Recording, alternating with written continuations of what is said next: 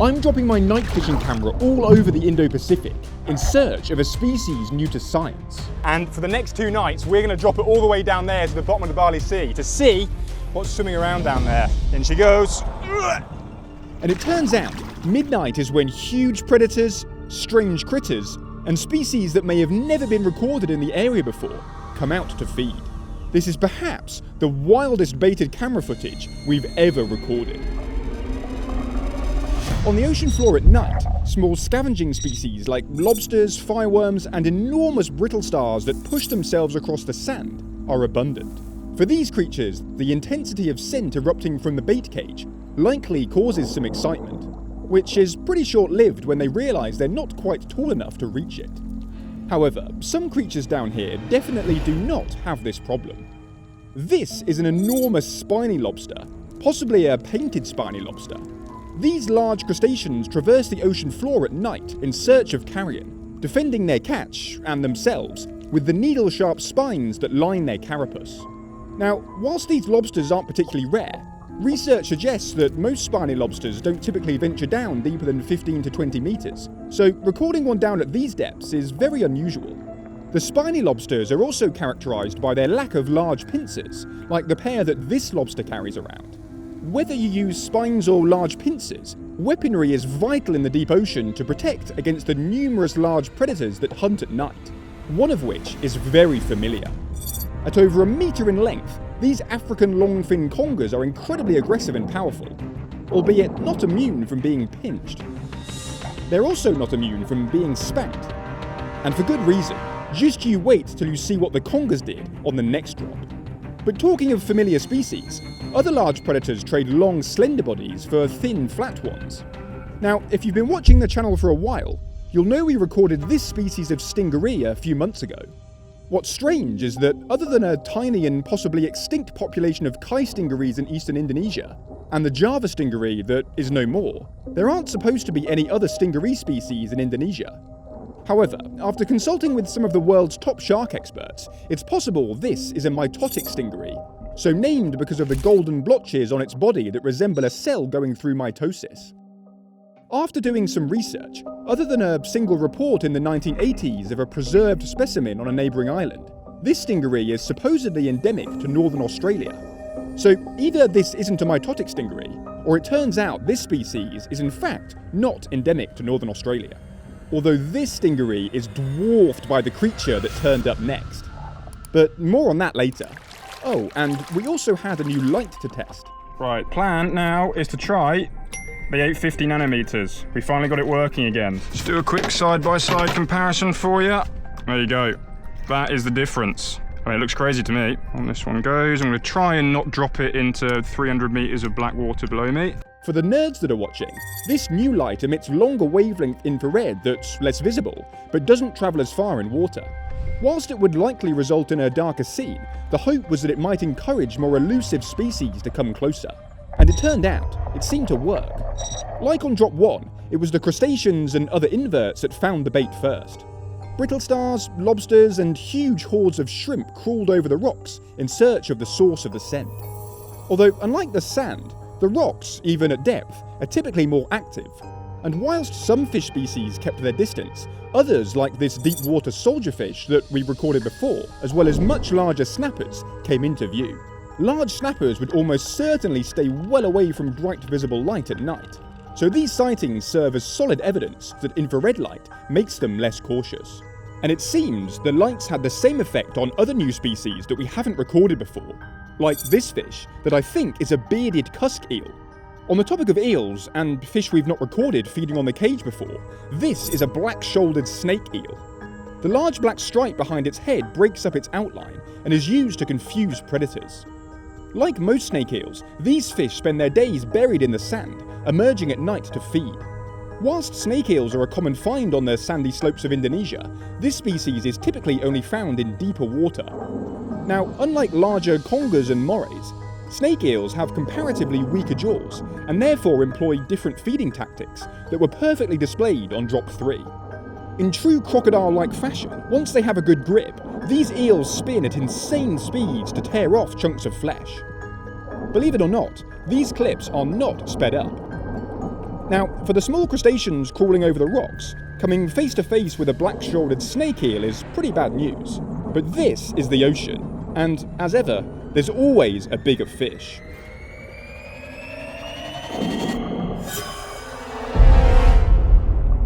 These congers seem incredibly impatient, lunging at anything that moves, including small scavenging isopods and the bait waggler. Their willingness to lunge at anything was also on full display the next day. But luckily for the snake eel, this was just a near-death experience, although it didn't seem to learn its lesson. The congers aren't immune from jump scares though. On drop 2, the cage was also visited by numerous crustaceans.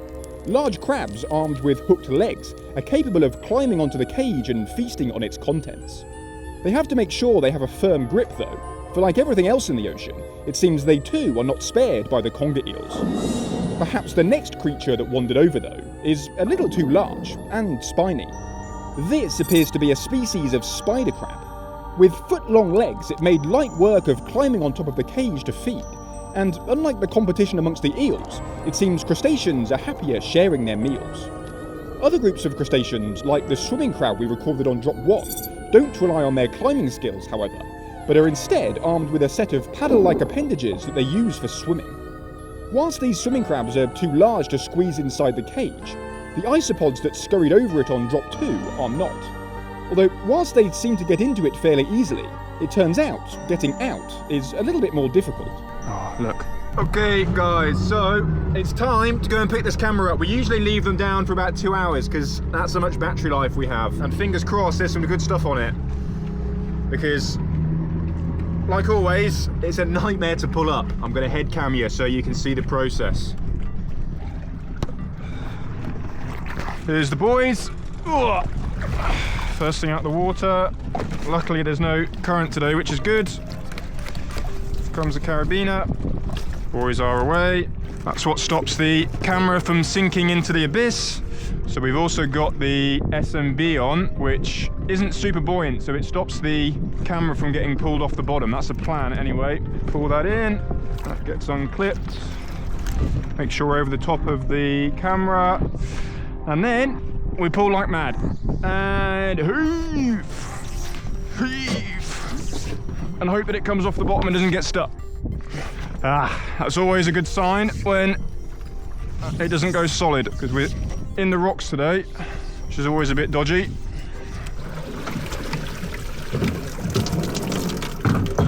Success. Oh, look. Guys, look at this thing. Look at this thing. There's a massive isopod just here. Oh, you poor little thing. You're too fat to squeeze out. How did he even get in there? Right, we're gonna have to have a look at this guy. He's cool. Oh, I can see him. Hopefully he doesn't bite me. There he is, guys, the deep sea isopod. So, this is a type of crustacean. It's a species of isopod. Now, I believe I'm right in saying that isopods are scavenging critters, but they can also be parasitic. The famous example of parasitism in isopods, oh, he's making some weird noises, is the one that latches onto the tongue of anemone fish or clownfish. What it basically does is it goes in the clownfish's mouth, latches onto its tongue, drinks its blood, and then eventually replaces its tongue. So the clownfish looks I'm a bit worried it's going to bite me though, so that's probably a bad idea. But yeah, look at this guy. He's got some, I don't know whether they're eyes on the front or some sort of sensory organ, but he's got sort of sunshades. He needs them, I tell you, because the lights are a bit bright on the boat. Oh, what's it just, some brown discharge has just come out of its mouth. I've got no, maybe it ate too much. A little bit like me, but yeah, that is a strange creature. Look, he's got this hardened exoskeleton, but he's adapted a little bit like a lobster for swimming, but also for scurrying around on the bottom and clinging onto things. Right, let's send him back on his merry way. Good luck, mate. It's a long way down. I hope you make it. And there he goes. All the way down to 185 meters, where the next camera landed, and enormous creatures patrol. Now, Indonesia is the biggest shark fishing nation in the world. Whilst we've recorded many interesting species before, I was always hopeful that at these depths at night, we'd manage to encourage more shy species to approach the bait. And after the camera hit the bottom, something enormous swam past in the distance. And shortly after, it came past a second time.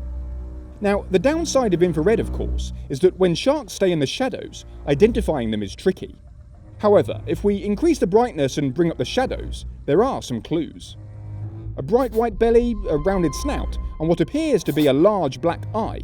This shark is also swimming off the bottom, appears to be several meters long, and swims in a fairly rigid fashion. Taking this into consideration, I think there's a strong chance that this is a blunt-nosed six-gill shark, but let me know what you think in the comments.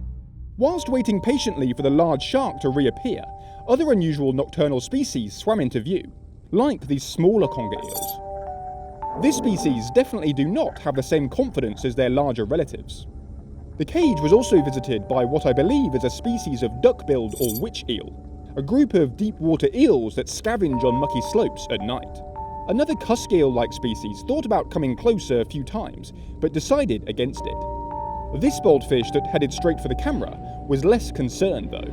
I'm not entirely sure what this is, but it's been suggested that this is a species of splitfin, perhaps the blackmouth splitfin, a true deep-sea fish. Unfortunately, the large shark never reappeared, but we still had one more night to tempt it closer. A long and rainy night. It's a bit wet. Matty's got his lovely pink rain mac on. Yeah, fingers crossed it clears up.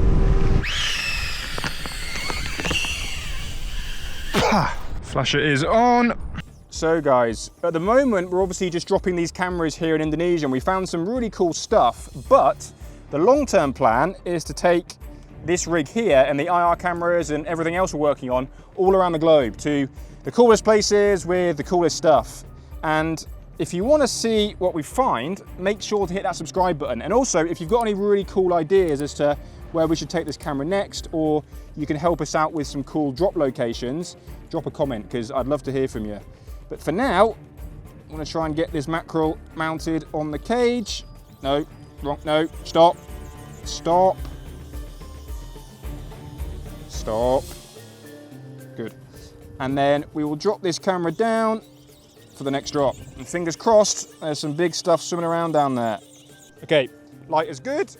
Camera angle looks good to me. Head cam is rolling. Okay, strong Dyneema rope, carabiner locked off to the structure. Lights are still on, and we are good to go. Good luck, my friend. Down she goes. The star of Drop 5 was a fan favourite, the chambered nautilus. Whilst we've recorded these nautilus many times before, it appears at this time of the year they sit a little deeper, rarely venturing above 150 metres. The chambered nautilus is so named because of its large chambered shell. Unfortunately, this one seems to have had a run-in with something that viewed it as food, and now has a large crack down one side of its movable home. You'd think that once compromised, the nautilus would be very careful not to damage it further, but as we've come to realise, they comfortably win the award for the clumsiest creature in the sea. Second place isn't even close. See what I mean? And as if running into the cage, light, steel frame and camera wasn't already bad enough, they also have to deal with the congers. It's interesting to see how the nautilus retracts its soft fleshy tentacles whilst being tossed around like a football. A good idea given congers love cephalopods. Unfortunately, there was still no sign of the large shark from the previous day. Although this large box crab, likely a close relative of the ocean brioche buns that live in the shallows, was an interesting find. After wandering around aimlessly for a good 10 minutes, perhaps these crabs went down a similar evolutionary path to the nautilus. Drop 6 was also packed with action. Congers, black-shouldered snake eels and large deep-sea crabs were abundant. But this drop also recorded some other new species, like this small scorpion fish, that, unlike most other creatures, was much more interested in lunging at the shrimps attracted to the bait, rather than the bait itself. Mind you, it wasn't particularly successful. The really cool thing about dropping these cameras down this deep is that we know so little about the deep ocean that you, me, anyone armed with a camera, rope and a good attitude can record evidence of behaviours that can rewrite the science books. New species and range extensions are cool, but so too is filming evidence of shallower water species at depths far beyond their recorded range. This moray eel, for example, looks a little bit like a banded moray eel, but like the hyphen morays we've recorded before, is thought to only reside in water shallower than 40 metres. That being said, the less regular barring on its side and pointy face mean it might well be a different species. But what exactly, I'm not sure, and neither is my friendly eel expert. In fact, it's likely as we scale this project globally, I've got no idea will be something I say regularly. Although one thing I do know is the creature that revealed itself on drop 1 is incredibly special. This is a giant stingaree, or deep water stingray, an enormous stingaree species that dwarfs the mitotic stingaree that also resides here, but is also very poorly documented in the area.